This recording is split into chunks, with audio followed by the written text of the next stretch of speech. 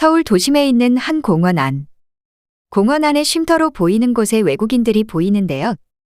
신기하다는 듯 연신 주위를 둘러보더니 그곳에서 휴식을 취하고 있는 모습입니다. 잠시 후 초등학생으로 보이는 한국인 아이 2명이 그곳에 들어오고 나가는 모습을 보자 모두 믿을 수 없다는 눈으로 놀라워하며 아이들을 보고 있는데요.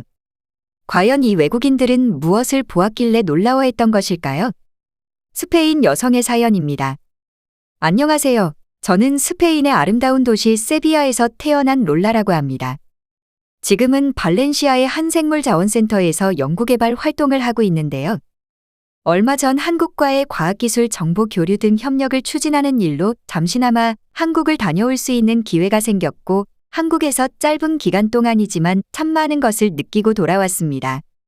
처음에 저에게 한국에 다녀오겠냐는 소리를 해왔을 때 많은 고민을 하게 되었는데요. 저희 센터에서는 다른 나라들의 센터들과 교류를 자주 해왔기에 저 역시도 종종 교류하는 곳에 방문해서 서로 좋은 방향으로 나갈 수 있도록 협력을 했죠. 제가 방문했던 지역은 미국을 제외하면 모든 곳이 유럽 지역이었기에 저에게는 생소한 나라인 한국으로 간다는 것은 막연한 두려움이 있었기 때문입니다. 부모님 역시도 아시아에 대한 편견을 가지고 있었기에 일본을 제외한 아시아 나라는 낙후된 곳이 많고 위험할 수 있다고 말씀하셨습니다. 하지만 저희 센터에서 같이 연구활동을 하고 있던 동료 중에 한 명은 한국에서 잠시나마 교수직을 하면서 한국에서 살아봤다면서 그곳에 간다면 스페인과는 다른 놀랄만한 시스템들을 경험할 수 있고 적어도 안전은 절대 걱정하지 않아도 될 곳이니 편하게 즐기다 오라는 알 수 없는 소리를 했어요. 평소에도 없는 말은 하지 않는 분이었기에 저는 호기심을 참지 못하고 한국행을 선택했어요.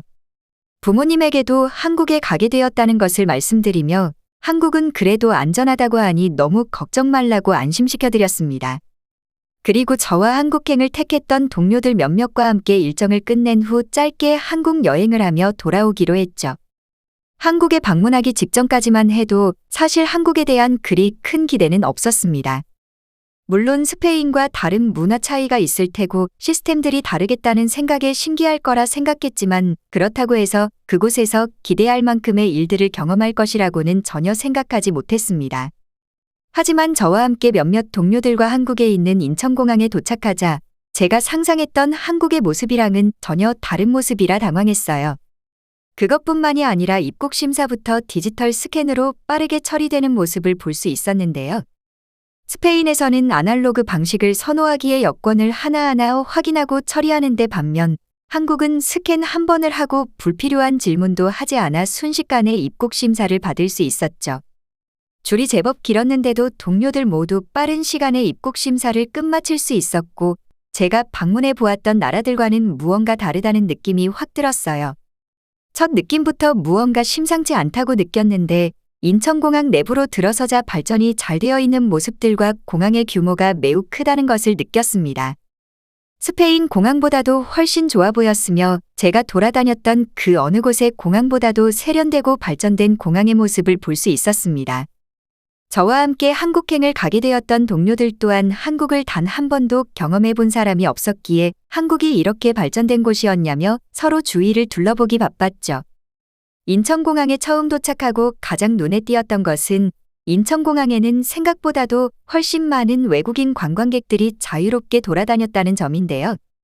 이렇게 많은 관광객이 있다는 것도 신기했지만 그 관광객들은 하나같이 표정이 밝았고 몇몇 외국인들은 한국이 매우 익숙하다는 듯 행동하곤 했어요. 실제로 많은 나라들의 공항을 경험해봤지만 제가 가보았던 공항 중에는 단연 최고라고 생각될 정도로 많은 발전이 되어 있는 공항의 모습이었고 공항의 분위기 또한 매우 평화롭고 안전하다는 느낌을 받았습니다. 한 가지 의아했던 점은 공항의 경비가 따로 보이지 않았으나 많은 한국인들은 자신의 가방에는 크게 신경 쓰지 않고 행동하는 모습을 보였고 심지어는 고가품인 노트북을 의자에 방치하는 걸 봤기 때문입니다. 한국을 오기 전에 치안이 좋다는 소리는 들어왔지만 이때까지만 해도 공항이기 때문에 그런 것이라 대수롭지 않게 생각했죠. 그렇게 공항을 살펴보고 있던 도중 마중 나오기로 했던 한국인 남성분과 만났는데요. 저와 동료들은 연구소가 있다는 정읍이라는 곳으로 차량을 타고 이동을 했습니다. 스페인과 한국은 멀리 떨어져 있는 곳이기에 오랜 비행도 비행이지만 시차도 차이가 많이 났기에 피곤할 수밖에 없었는데요. 3시간가량 걸린다며 도착하면 깨워줄 테니 잠을 자라던 한국 남성의 말이 있었기에 저와 동료들 모두 풍경을 구경하다 어느 순간 잠에 빠져들었죠. 한참을 자고 있던 그 순간 차량이 멈춰지면서 주위가 소란스럽기 시작했어요. 목적지에 다 온 것인가 생각했지만 한 동료가 화장실이 급해 휴게소로 왔다는 이야기에 온 김에 같이 내려서 볼일을 보려고 했죠. 차량에서 내리자 제가 기존에 알고 있던 휴게소와는 많이 다른 모습이었습니다. 보통 스페인의 휴게소들은 주유소가 하나 있고 작은 편의점이 있는 게 대부분이고 편의점 안에 들어가 화장실을 사용할 수 있죠. 또한 쉬어갈 수 있게 모텔과 작은 레스토랑이 존재하는 곳도 있지만 한국의 휴게소는 엄청난 규모의 크기와 각종 식당들이 즐비한 모습이었어요. 물론 스페인에서도 특정 회사에서 운영하고 있는 휴게소는 규모도 크고 좋지만 그곳보다도 훨씬 좋아 보이는 모습이었고 볼일을 보러 화장실을 가게 되었을 때는 그야말로 눈이 휘둥그레질 수밖에 없었습니다. 화장실에 들어가자 고급스러운 인테리어와 함께 각종 식물들이 배치되어 있고 좋은 향기가 풍겼는데 입구 쪽에는 스마트 시스템으로 실시간 화장실 현황을 모니터로 확인할 수 있었습니다. 모니터에는 사용하고 있는 자리와 빈자리를 체크할 수 있으며 심지어는 장애인 화장실과 아이와 사용할 수 있는 화장실까지 겸비한 모습이었죠. 볼일을 보면서도 이곳이 휴게소 화장실이 맞는 것인지 의문이 들 정도로 대단했어요. 그뿐만 아니라 손을 씻으려고 세면대에 다가가자 물을 트는 손잡이가 없어 당황하고 있었는데 갑자기 옆에 한국인 여성이 옆자리로 다가오더니 물이 나오는 곳으로 손을 가져다 대니 물이 나오더군요. 저는 그 순간까지도 자동으로 물이 나올 거라 생각하지 않고 어디선가 스위치를 눌렀다고만 생각했기에 옆쪽이나 밑에 쪽을 이곳저곳 살펴보고 있으니 한국인 여성은 손짓으로 손을 가져다 대라는 표현을 했죠. 얼떨떨한 마음으로 손을 가져다 대니 물이 자동으로 나오더군요. 제 뒤에서 손을 씻으려 대기하고 있던 동료마저 감탄할 수밖에 없었어요. 어떻게 휴게소에서 이런 시스템이 가능한 것인지 모니터로 보이는 실시간 현황만 해도 놀라운데 센서로 이용해서 물을 사용하는 것까지 아마 직접 제 눈으로 보지 않았다면 믿지 않았을 겁니다. 볼일을 보고 나와서 남자 동료들과도 화장실에 대해서 한참을 이야기할 정도였습니다. 한국인 남자분께 한국의 휴게소는 전부 이런 것이냐고 물어보게 되었고 그분이 말씀해 주시길 더 좋은 휴게소도 있고 안 좋은 휴게소도 존재하지만 지금 있는 휴게소는 평범한 수준이라는 말과 함께 좋은 곳은 마치 백화점처럼 쇼핑을 할 수 있는 휴게소와 규모가 매우 큰 휴게소들이라고 말하더군요. 다시 차량을 타고 이동하기 시작했고 휴게소를 겪어서 그런 것인지 모든 피곤함이 없어지며 주위의 풍경들을 구경하며 동료들과 여행에 대한 기대감을 높여나갔습니다. 잠시 후 톨게이트에 도착했고 그곳에서는 스페인과 전혀 다른 풍경이 펼쳐졌어요. 대부분의 차량들이 하이패스를 이용하여 톨게이트를 지나치는 모습이었죠. 스페인에도 하이패스가 존재하긴 하지만 그곳 출구에는 언제나 텅텅 비어 있고 현금이나 카드로 결제하는 출구에는 항상 대기하는 차량으로 줄이 길게 밀려 있어요. 아무래도 스페인 사회는 새로운 것을 받아들이는 것에는 보수적이기 때문에 좋은 시스템이 있어도 사용하길 원하지 않죠. 스페인에서는 당연하다고 느껴왔었는데 막상 직접 겪어보니 한국처럼 시스템을 받아들인다면 톨게이트에서 막힐 일도 없을 텐데 하는 아쉬움이 남았죠. 잠시 동안 지내게 될 아파트에 도착해서도 많은 차이를 느꼈는데요. 한국의 아파트들은 전부 열쇠가 아닌 디지털 도어락을 사용하고 있었습니다. 살면서 한 번도 도어락이 있는 곳에서 지내본 적이 없었기에 처음에는 도어락이 안전한 것인가 의문이 들기도 했어요. 아무래도 스페인 사람들은 도어락보다 열쇠가 확실하고 안전하다고 생각하고 있고 굳이 도어락으로 바꿀 이유를 못 느끼니 보급이 안 되었던 것이죠. 하지만 잠시나마 경험해보니 확실하게 체감을 할 수 있었는데요. 안전한 건 당연한 거였고 잠시 밖을 나갈 때에도 열쇠를 챙기지 않아도 되니 편할 뿐더러 항상 주머니 속에서 달랑거리는 열쇠가 없으니 처음에는 허전하다가도 어느 순간 거추장스러운 것이 없어지며 너무 편하다는 느낌을 받았습니다.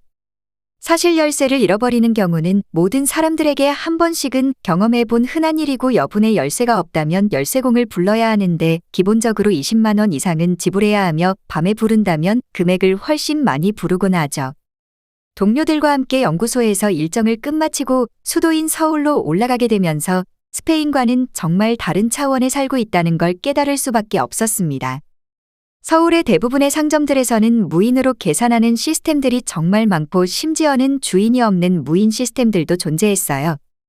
처음에는 사용 방법을 몰라 한참을 고생해야만 했는데 한국인 남성 한 분이 친절하게 알려주셔서 그 이후로는 쉽게 이용할 수 있었는데요. 스페인에서는 대형마트나 패스트푸드 프랜차이즈 식당에서만 조금씩 볼 수 있지만 대형마트에서도 무인 계산기로 하는 사람들보다는 대부분의 사람들이 직원이 존재하는 계산대에서 줄을 서가며 계산을 하죠. 누군가의 얼굴을 보고 소통하는 것을 더 소중하게 생각하기에 그런 것이지만 결국은 효율적으로 생활하고 있지 않다는 겁니다.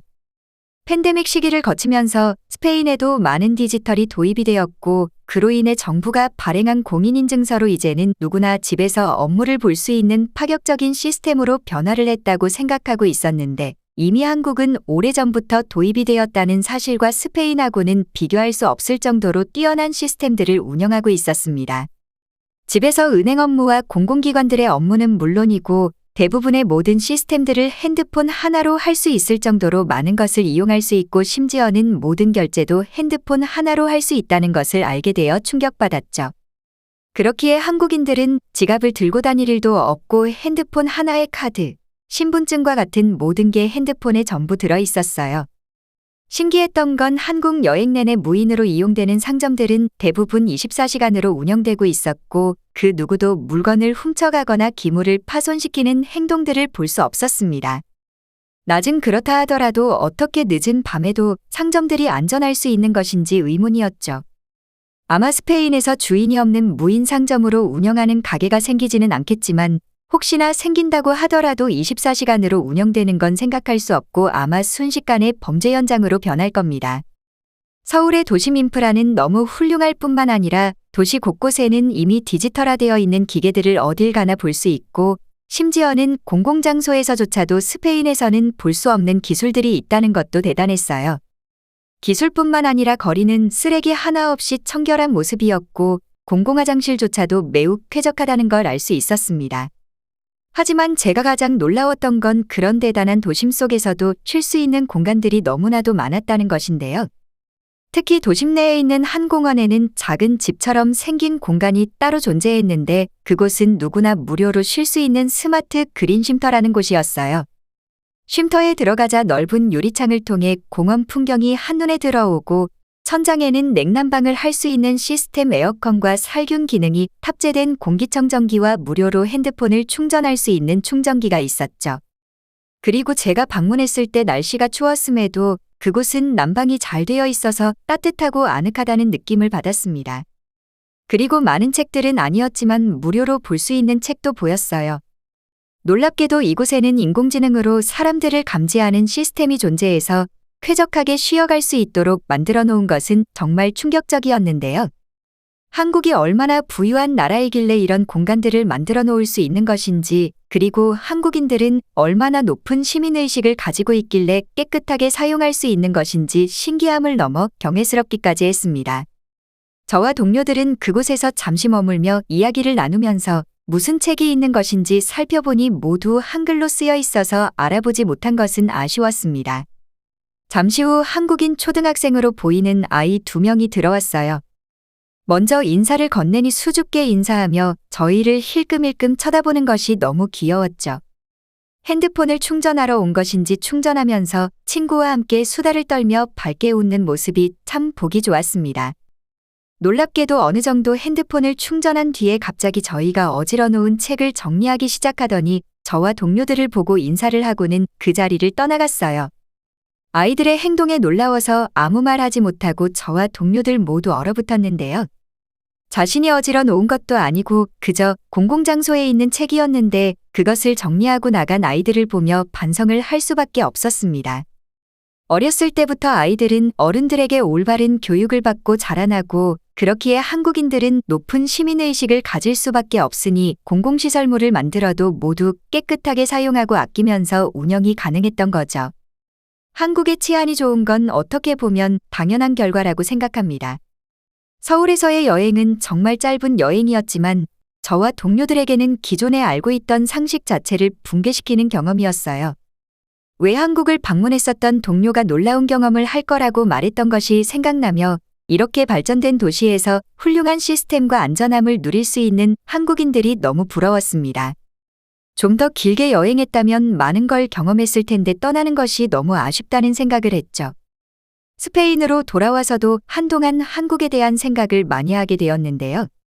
아마 스페인에서는 한국처럼 바뀌려면 얼마나 많은 시간이 지나야 할까 생각해봐도 당장 시스템들은 어떻게 바뀐다고 하더라도 높은 시민의식으로 안전하게 사는 삶은 쉽지 않을 거라 생각해요. 다음 휴가는 아마 부모님을 모시고 한국으로 떠나지 않을까 싶습니다. 부모님 세대는 편견을 많이 가지고 있어서 설득하기 쉽지는 않겠지만 제가 경험했던 것의 일부분만 이야기해드리면 아마 여행을 허락하실 겁니다. 여행을 한다면 한국이 이렇게나 발전되고 안전한 나라라는 것을 알게 되고 여행 내내 무척이나 놀라워하시면서도 기뻐하실 거라고 확신해요. 빨리 한국으로 부모님과 여행을 떠나는 그날이 오길 기대해 봅니다. 시청해주셔서 감사합니다. 바쁘시더라도 구독, 좋아요 한 번씩 부탁드립니다. 영상 제작에 큰 힘이 됩니다.